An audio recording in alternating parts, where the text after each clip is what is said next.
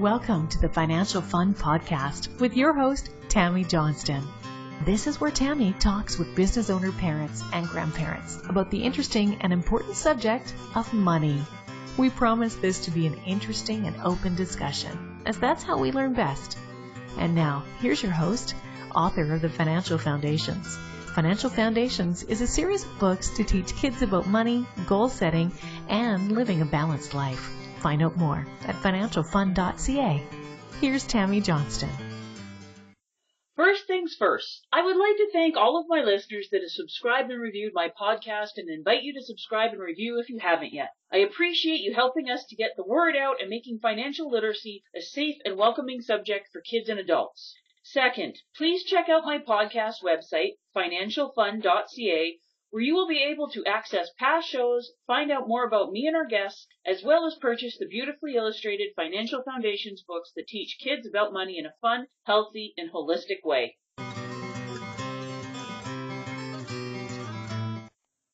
Hello everyone, and thank you for joining us once again. Our lovely guest today is the talented and amazing Robyn Pearson. Thank you for joining us, Robyn.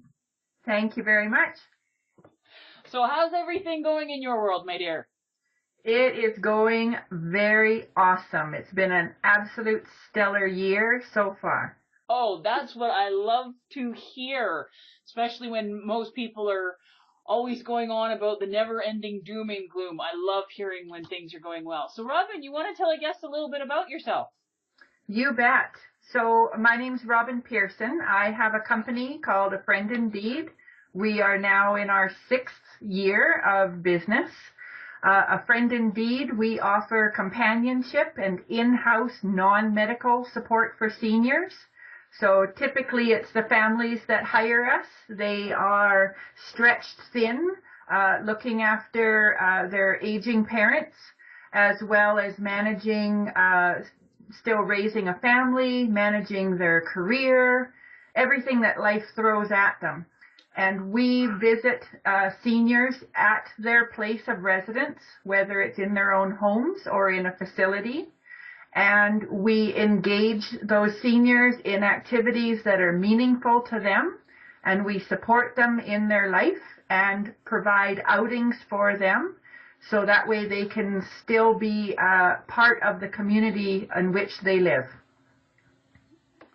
Well, there's definitely a huge and growing need. I know I keep coming across more and more clients that are stuck in the sandwich generation where they still got kids at home and their jobs or their businesses and all those demands, and more they're needing to step up to the plate to take care of their parents, which they love and adore, but there's only so much time and energy in a day to get everything done.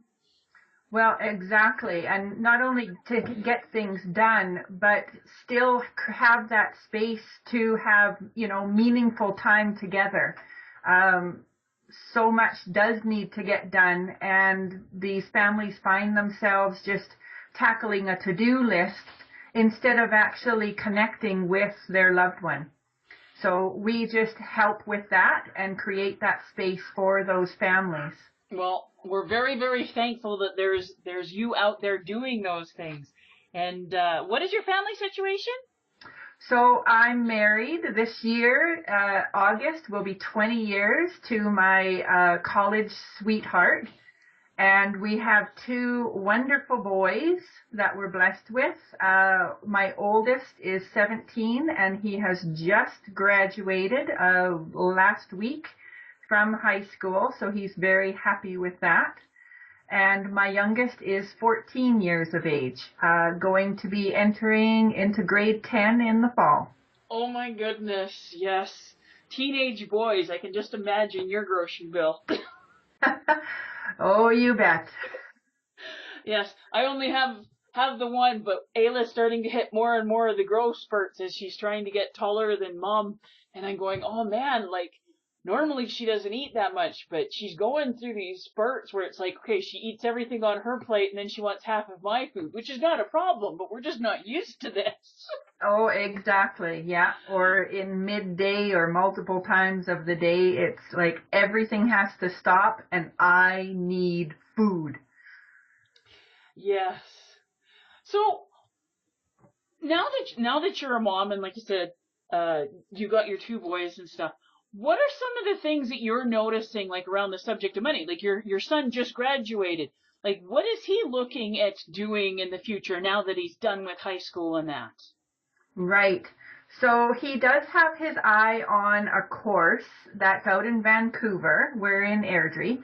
And it is 7 quarters long, so almost 2 years. And he has decided that he does want to take a break. He doesn't want to go to school right away, as well as he is looking for employment to be able to save up to take this course. Probably relying on student loans as well. But the idea of saving up as much as he can, and still having a life, to be able to have less debt later on. Yeah, well, that's definitely a big one. I know the course that you're talking about, and it's a very good one, but yes, it's definitely not cheap, and he's going to have to be living in a different city, so that's probably going to be opening his eyes to a whole bunch of different things, especially with the price of housing and stuff in Vancouver being so high. Exactly, yes. So what are his thoughts around it? Because obviously it's been something you guys have been talking about as he's been getting closer and closer to graduation and now passing there. Like, what are some of the things that he's bringing up with you on this? Well, actually, he's kind of, at the moment, taking the role or the position of just actually listening to what mom and dad have to say. Oh, my. Well, I mean, it's listening, and then the whole other part of it is actually acting on it. That's a different conversation. But because I'm not I'm not him. I can only observe. And the three of us have had a couple of conversations, passing along to him our experiences when we had graduated. And just giving him some food for thought. I'm fully expecting to give him space to make decisions for himself, try things out. Everything is a learning opportunity, and anything from the act of preparing to find employment and everything that goes along with that, pounding the pavement, presenting yourself, following up, making a good impression, actually doing the work, doing what you say that you will, and impressing, your employer. And then when you do get your paycheck, what do you do with that? That's a lot more money than what his allowance would be. Yes. So there's a lot of opportunities, and there's a lot of opportunities to set goals and to try things and fail and try again and, get the feedback and learn from it. So I'm just creating the space for all of that to happen. And I am completely on board with having him take a year or 2 off before going to college, to be able to have that experience under his belt. Yeah, I've seen that. Some kids are ready to go as soon as they finish, then moving on in the fall onto college, university, whatever it is. But there's so many where they're just not ready on so many different levels. And if they try to go too fast, it's crash and burn, where I've had the ones that end up taking 1, 2, even like 4 years off. And then they're in a different space in their life and they're ready to go back. And instead of partying and flunking out and doing all that stuff, they're willing and able to dedicate themselves, and they love doing it. Plus, when you're dealing with the huge cost of school now, it's like, okay, I need to actually work for a few years to save up for this, or I'm going to be in debt forever if I can even get the student loans to do it all. Exactly.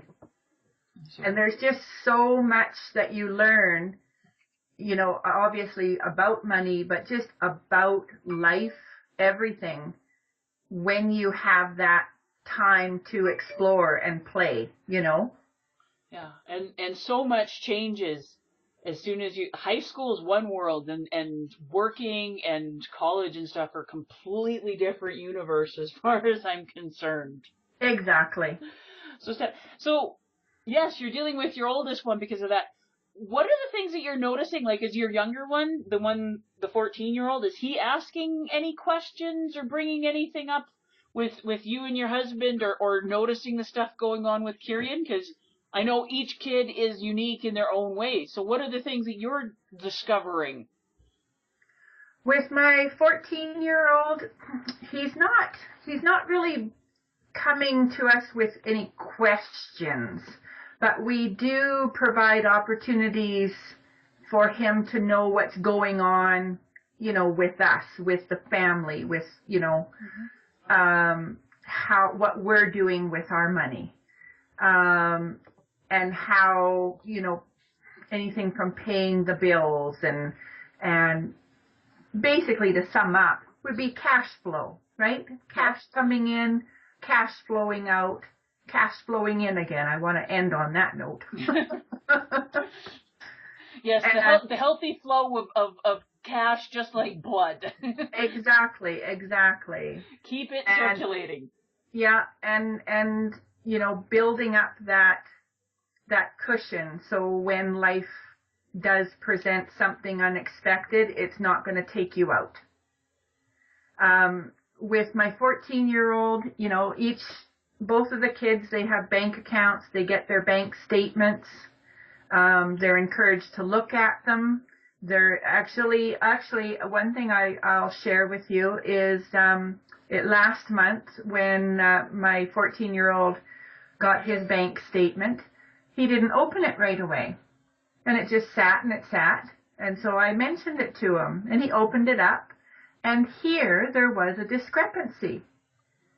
And that was a great learning opportunity because, yes, even though you know what's in the bank, you got to make sure that everybody is doing their job properly. And there was a withdrawal from his bank account when it was supposed to have been from my bank account.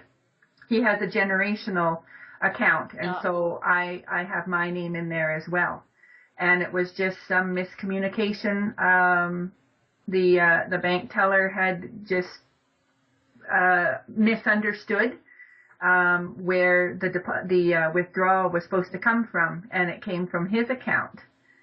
And so that was a good lesson for him. That's a huge one. What was his reaction when you guys saw that? Well, given what his allowance is, he was quite ticked off. You know what? I think that's one of the best things to have it happen and notice now, because when I'm sitting down with clients for the first time and stuff like that, and I'll be looking through their accounts because I'm going, I need to see everything because I know what I'm looking at, and I'm here to make sure everything's working for you. And I remember sitting down with one client about a year and a half ago, a boyfriend of one of my younger clients. She said, you need to go see the crazy blonde. She'll make sure everything's straightened out. And so we're looking through his banking records, and I'm going, is there a particular reason why you're being charged like between $200 and $300 a month in bank fees? Oh my goodness. And he goes, what? I said, yeah, because he does everything on his smartphone, because a lot of the kids now, like, they don't deal with cash, they deal with the debit cards, and they don't go online other than on their phone. So we're going through this, and I'm looking, his bank charges for the last 4 months have bounced between $200 and $300 a month. Wow. And we figured out that what he was doing is he had a checking account and a savings account. And he thought it would be easier to keep track of his money if he moved all of his money over to his savings account. And then he paid with everything through his debit that came out of his savings account. But every time he did that, he was being charged $2 service charge. Oh my goodness. So when he's doing, okay, well, I'm going to go hit the convenience store and get my Slurpee and this or whatever, and it's $5, well, he's also paying $2 in bank charges. And because he was never looking at that part on his statement, I'm going, how long do you have to work, dude, to make $300?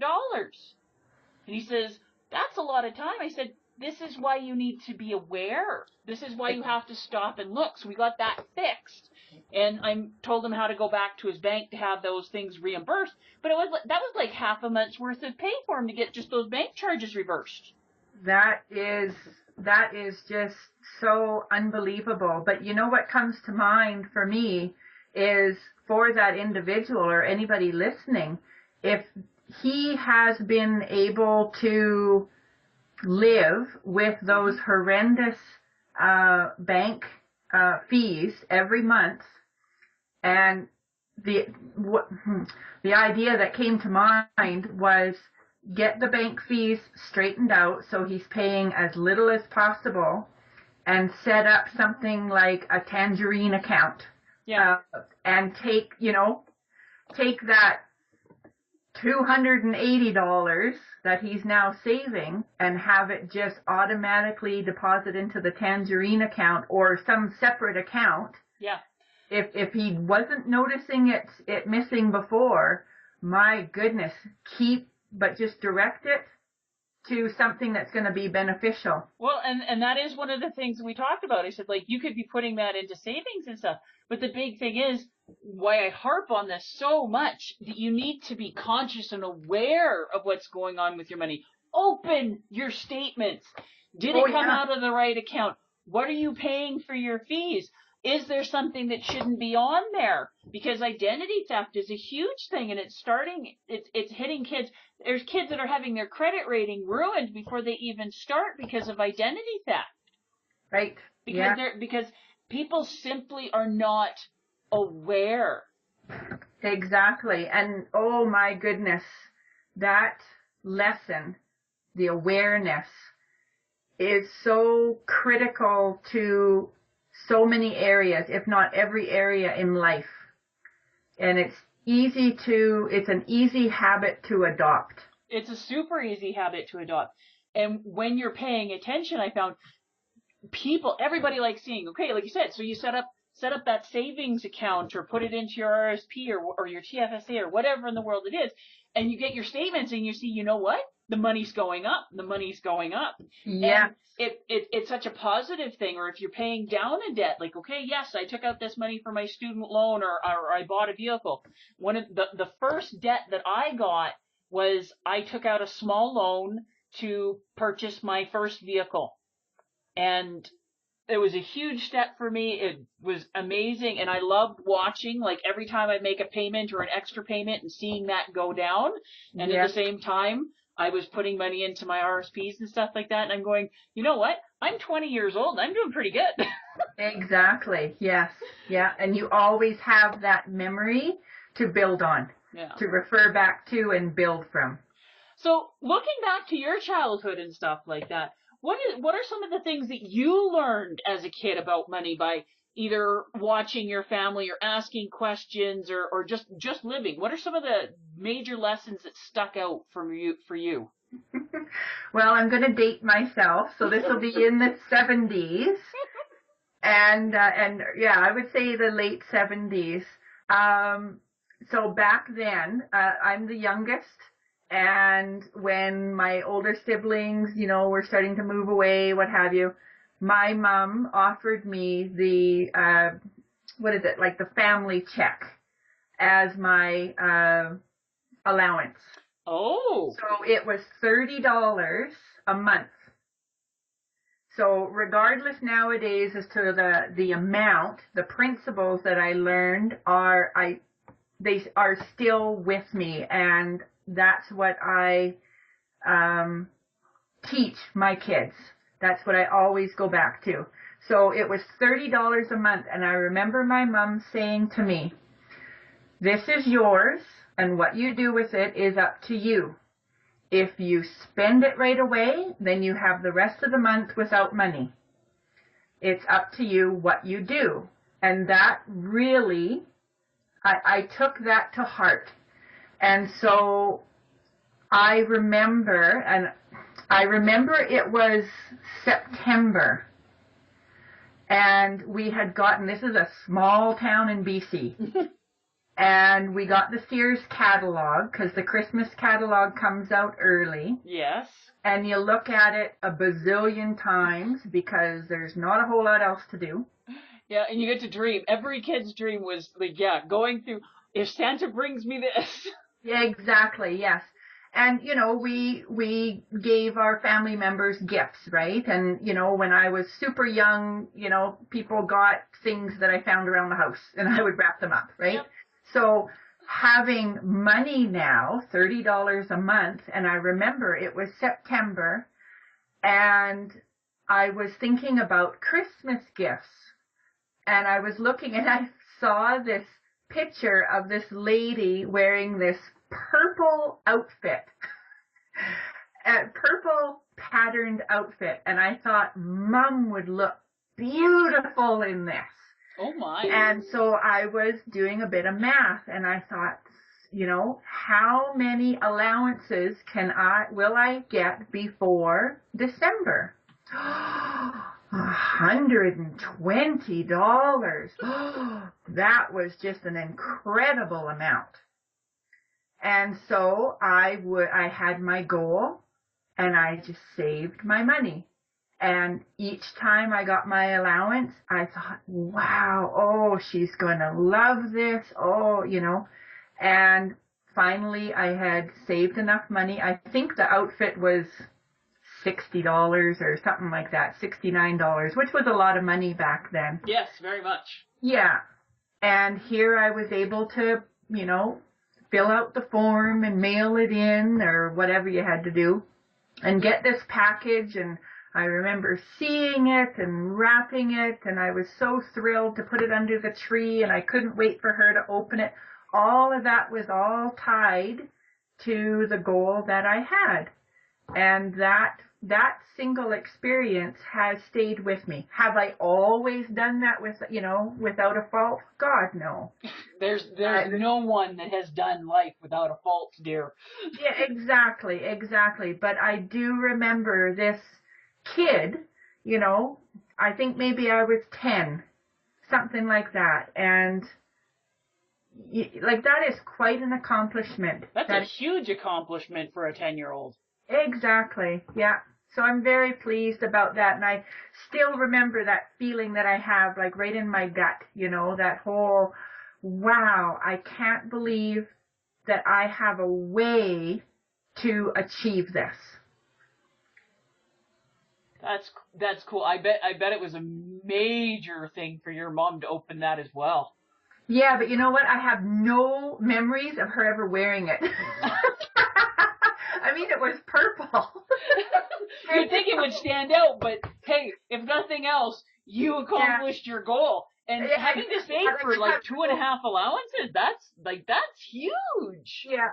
I remember her wearing the top, but I have never ever have any memories of her wearing the pants. And I have no idea how she responded. I was just so pleased myself.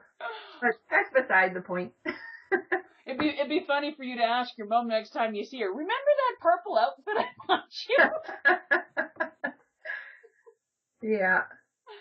So what are some of the lessons that you want for you to feel successful as a parent? If you could get your kids to learn 3 things about money before they go out on their own, what are the 3 things you would want to make sure that they've got? Oh my goodness.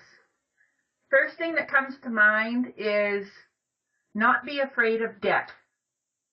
Like proper debt, good debt. Debt that's going to pay off and put you in a better place. Right? That would be one.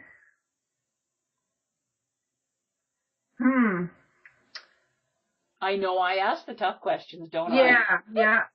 I have seen and I have known other young people that when they start making money, that they tend to just give it away for various reasons. You know, they want to make somebody happy. They want, you know, they feel bad for somebody in the circumstances that person's found themselves in. And by all means, I'm not talking about, you know, contributing to a charity or something like that, but just being knowledgeable enough to know how to use money, how to spend it, how to save it, and how to lift up, your community or somebody who needs that lifting up, if that makes sense. So how to use it properly as a tool. Well, of course, yeah. I mean, that's what it is. And the third thing, I'm not sure what the third thing would be. To have some fun. To have some fun. It's a tool, but it's not the master, right? Yes. It's not what you set out. You don't build a business to make money. That is a byproduct of what happens when you have clarity as to how you are going to impact this world. Yeah, I very much love that when I'm talking with kids, because there's so much pressure on them from society and sometimes family and things like that. Like, okay, you're finished high school. What are you going to go to college for? And what are you going to do? What are you going to sign up to do for the rest of your life? And they're going, I don't know what I want to sign up to do for the rest of my life. Well, I hear I can make good money doing this. And then they end up getting into something that, okay, they thought it would be a good idea and they could make good money on it. And then they hate it. But then they feel trapped. And it's like, okay, so remember Steve Irwin, the crocodile hunter. Like, he was absolutely crazy. And yes, he died too young.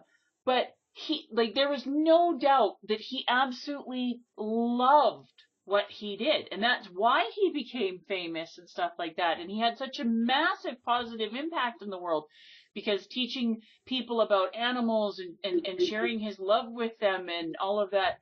And he ended up being successful because he was doing what he loved and he put his whole heart and soul into it. Right. And I love that, because the statistics are that your kids and my daughter and all that, they're going to have 7 total and complete career changes before they finish their work life. And we're not talking different companies, talking totally and completely different careers. So when I'm talking to the kids, because I have so many clients feed me their teenagers, going, what do you want to do now? Like, you're not signing up for the next 60 years.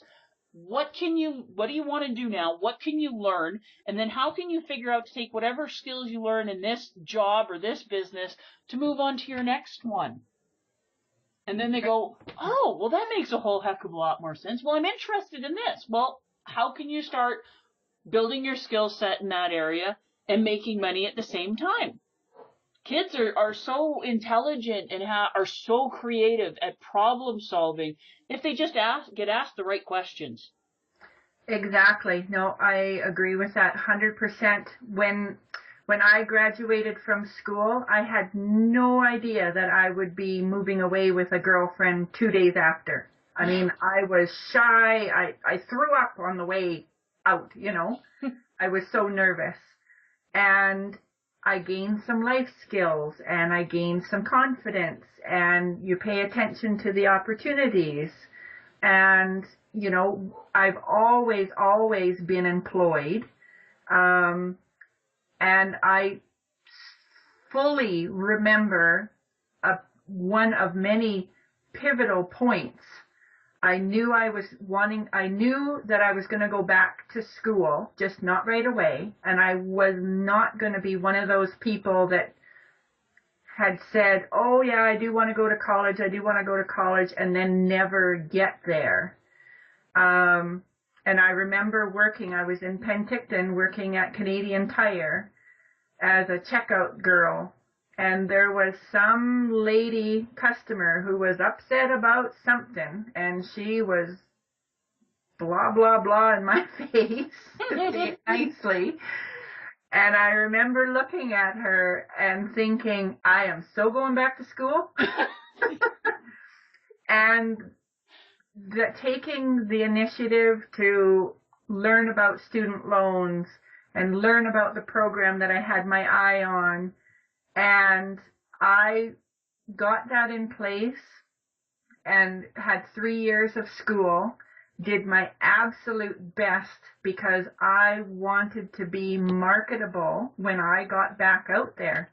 I wasn't going to school just to party or to pass the time. I was there on my dime.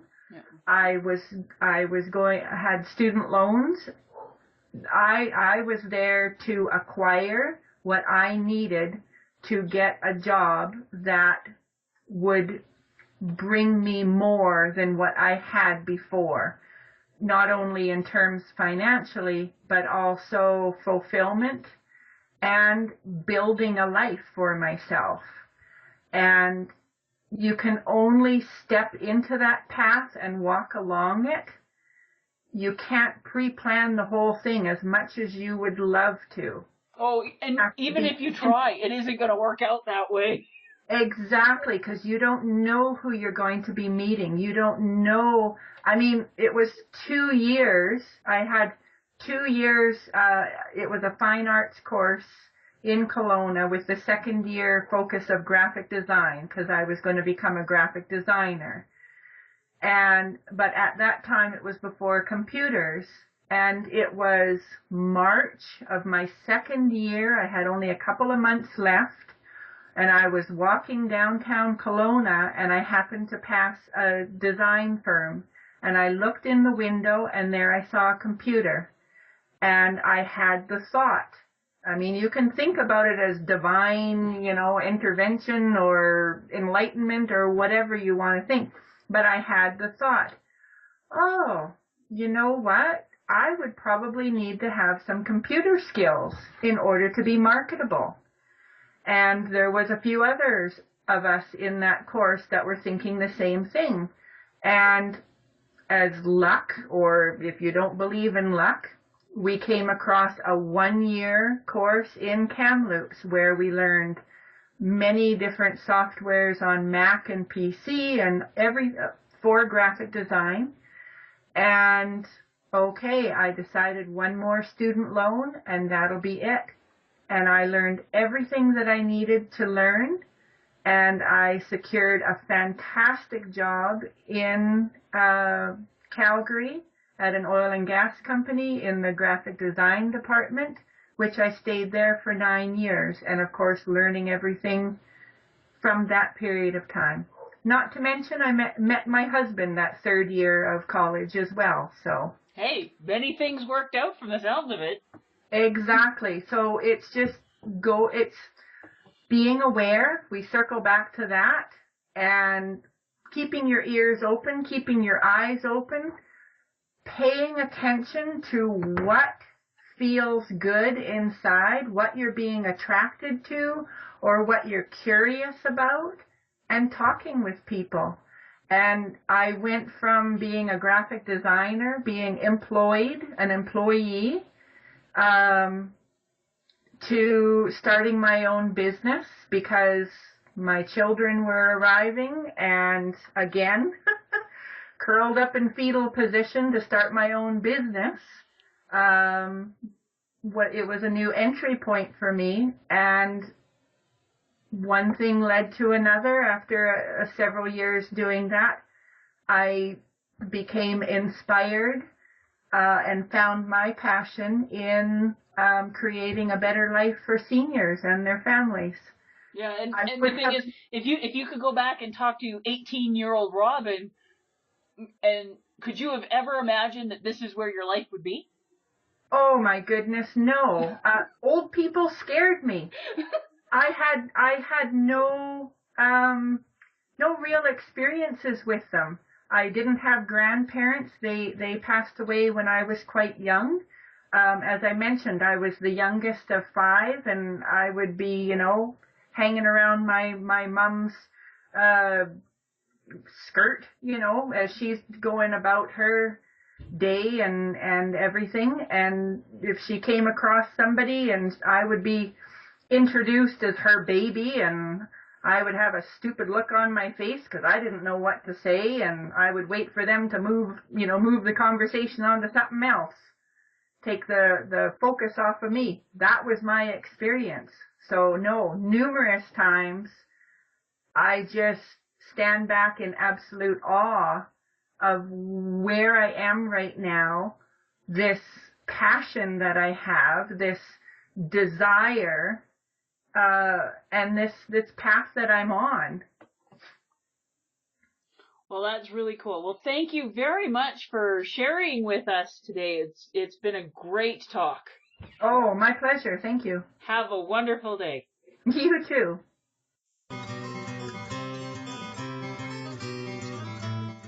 Before we leave each other, I would ask all of you listening to please subscribe to and rate my podcast. A review would be most appreciated, and feedback is always welcome. Whether it be a comment, future topic suggestions, and or questions you or your kids would like to have answered in the Ask Tammy column on the financialfund.ca website. Please feel free to check me out on Facebook at Financial Foundation's Children's Books, on Twitter at Financial Fun, and Instagram at financial.fun. Thank you for joining us for this episode of the Financial Fun Podcast. Join Tammy Johnston again next week.